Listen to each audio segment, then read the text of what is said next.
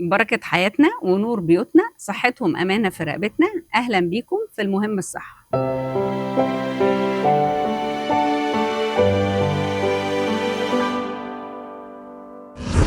ايه اعراض الجلطات اللي لازم نخلي بالنا منها؟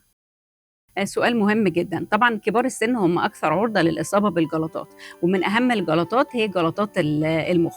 هتلاقي كبار السن ممكن يجولك بضعف في إيديهم أو في رجليهم، ممكن يجيلك مثلا في تنميل في الوش، تنميل في الإيد أو الرجل. ممكن يجيلك بقه معوج، بيشتكي مثلا من تقل في لسانه، لعثمة في الكلام، مش عارف يتكلم، عدم اتزان في الحركة. وطبعا الحاجات دي بتيجي بشكل مفاجئ، يعني مرة واحدة بدأ يشتكي من الأعراض دي. برضو ممكن يجي بإغماء، اضطراب في درجة الوعي. أول ما يحصل الكلام ده أهم حاجة السرعة، لازم نتوجه على طول للمستشفى. مفيش حاجة اسمها أصل أروح للدكتور بالليل، ودي بنشوفها كتير في كبار السن.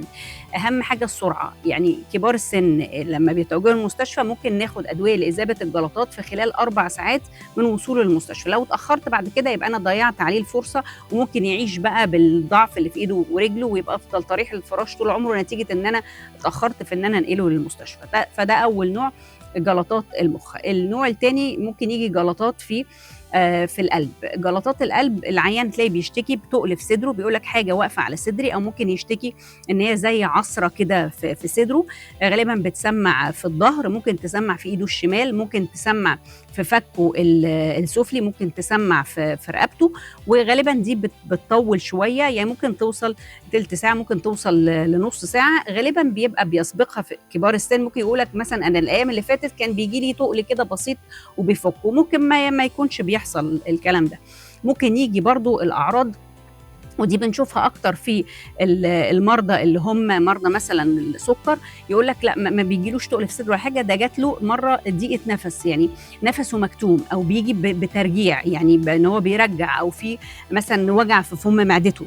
فدي كلها اعراض ان هي جلطه في القلب، تقل في النفس، لخبطه في ضربات القلب. فدي برضو لازم بسرعه اتوجه للمستشفى، ان لازم اخد ادويه لاذابه الجلطات برضو في خلال فتره قليله. لو انا اتاخرت يبقى انا ضيعت على العيان الفرصه، وبرضو العيان ممكن بعد شهر يحصل توقف لعضله قلب. ساعات اول عرض بيجي لجلطه القلب ان هو بيحصل توقف لعضله القلب نتيجه بقى لخبطه في ضربات القلب، فلازم تنقل العيان بسرعه للمستشفى اول ما يجيله الاعراض دي.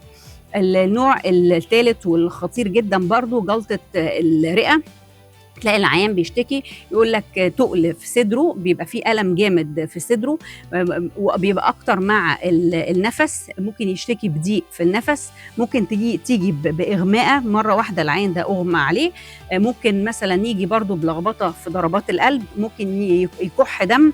كل الحاجات دي أعراض لجلطة الرئة، ودي من أخطر الجلطات، إن هي بتؤدي إلى الوفاة. وغالبا العيان ده ممكن تلاقي كان عنده قبلها مثلا بأيام رجله تقيله، رجله ورمه منفخه، في رجل واحده مزنده كده محمره شويه.